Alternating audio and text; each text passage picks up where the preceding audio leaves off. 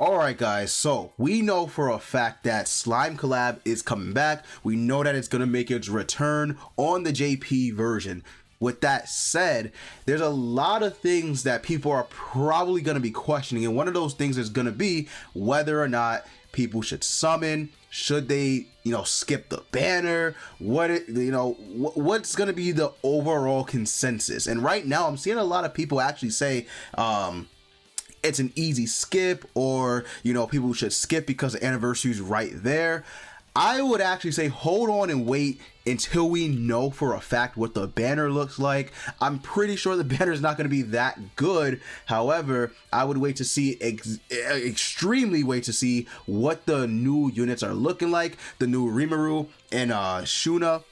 I think that's how you say it. It's either Shuna or Shuna, I can't remember. But the two new units, we're gonna wait to see what they look like, right? I think that if you are a collector, you should probably summon on the collab banner, because again, we don't know when they'll return. We don't know if they'll ever return again. So it's always up in air with collabs whether or not they'll come back. So if you're a collector, this is the banner for you. You want to get these characters. Maybe you started playing after the Slime collab, which is highly likely for a lot of people that they don't have the original 4 Slime collab characters, and they're not that good anyway, so it's not like you're missing out. But they could end up being buffed. We don't know, right? We don't know what's going to happen with these characters, with these units. We do know, though, they should get Holy Relics. They should get Holy Relics, because when Terry and Ayuri came back for the KOF rerun, all the old units ended up getting Holy Relics along with Terry and Ayuri. So we know for a fact that these collab units are going to get new Holy Relics. And then we know that the old collab units for Slime will also get Holy Relics as well. And I could definitely see them probably buffing the stats, the sub stats of these units as well. We could see some major improvements maybe to their overall passives potentially as well, because if we go here and look, I don't have any equipment that's changing anything, right? Let me remove this really quick, because that probably added a little bit to it. But we go here and we look at their subset. Like, look at this. This is horrible. That is actually like abysmal. I don't have Super Awakening on, but it doesn't really help, right? It doesn't help at all, actually. So their substats are just so poor. It doesn't help that they released literally at the start of the game. So it doesn't help that they're very, very old units. On JP, they're almost 3. Are they 3 years old exactly? They might be, but they're old, man. They're really old, so they could definitely be getting some improvements to their stats for sure.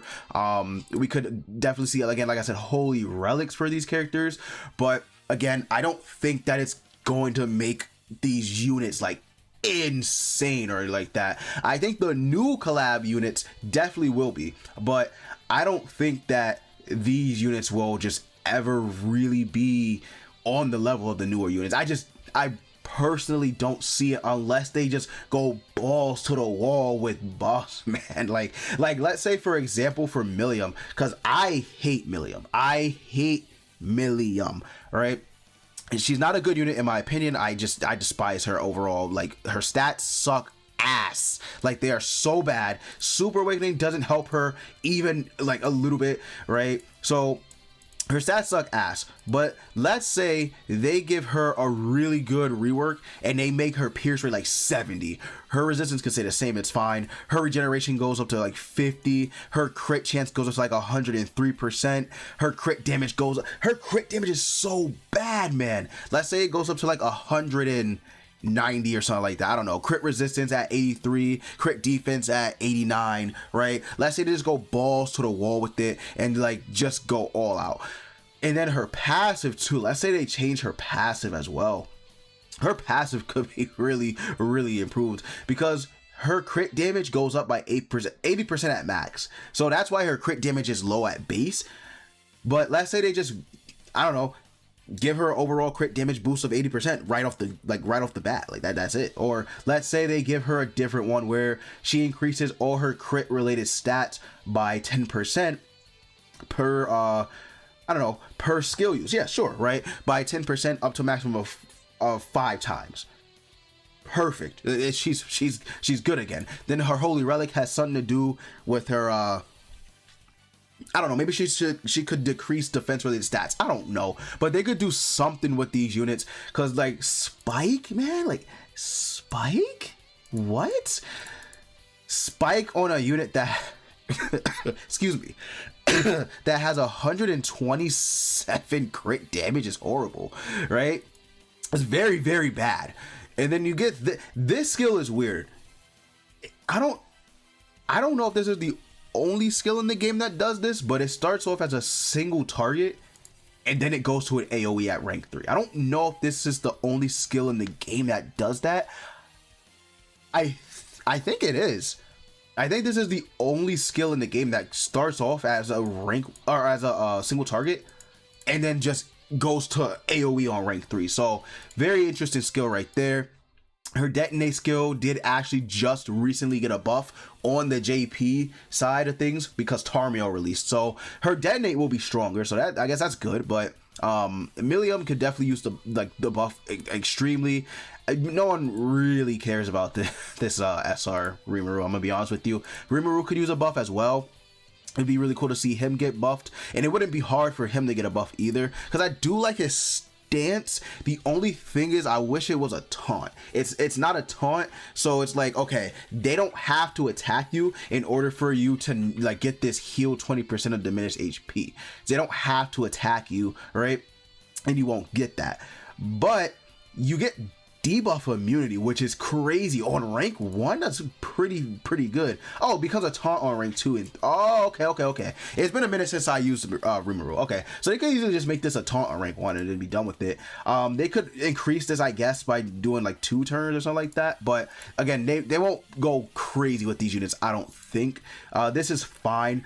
He's also the only unit in the game that's a collab character that has a Fate ultimate with the units in the game, like the regular 7 Deadly Sins characters. He's the only one with Meliodas, so that's pretty cool. That's actually pretty dope that he has that. In his passive, they honestly could just make this increase his defense related stats by, I don't know, 40% at the start of turn. Like, they literally could just do that and he'd be fine. I don't know, because when the game first released, I guess it was a different era where you just built up a lot. So he takes damage, he increases defense related stats, sure, whatever. Nowadays, that ain't helping nothing. That's not doing much of anything. So yeah, it would be really nice if they would just give him the 40% or something like that. Maybe they could even boost it. If they don't boost the substats, it'd be really bad for him. But if they do, I could definitely see them doing a lot with these substats for sure. Yeah, I could definitely see them. But yeah, these characters, man, they're really old, really old. So I'm curious to see what their holy relics will look like. Curious to see if they'll actually buff their stats. There's really no reason not to. I'm gonna be honest with you. There's actually not a single reason not to buff their stats, because they're old. They're literally start of the game units.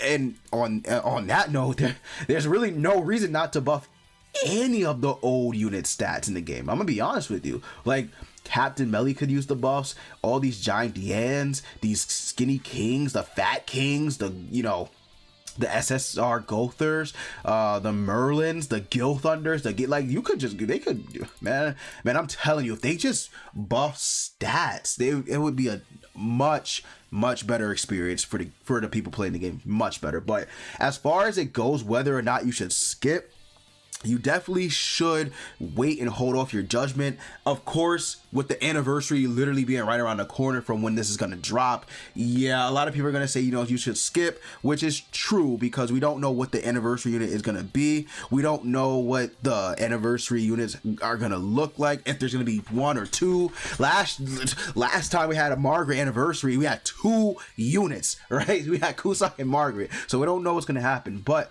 we do know that at the very least, these units should get holy relics, and then the new slime character should get holy relics as well. So very curious to see what's going to happen with this collab. I'm kind of excited to see what they do too with the characters, because Rimuru and Shura, Rimuru is going to be really hype. Don't know about Shura, to be honest with you, but we'll see, right? I'm very curious to know the details of these characters and these units. Should be getting a live stream next week on the JP side of things, I'm assuming, because they usually do live streams for like hype summonable characters and stuff like that. But yeah, we'll see what happens. Thank you guys so much for watching. If you enjoyed, leave a like and subscribe, and as always, you guys already know, I will see you all later.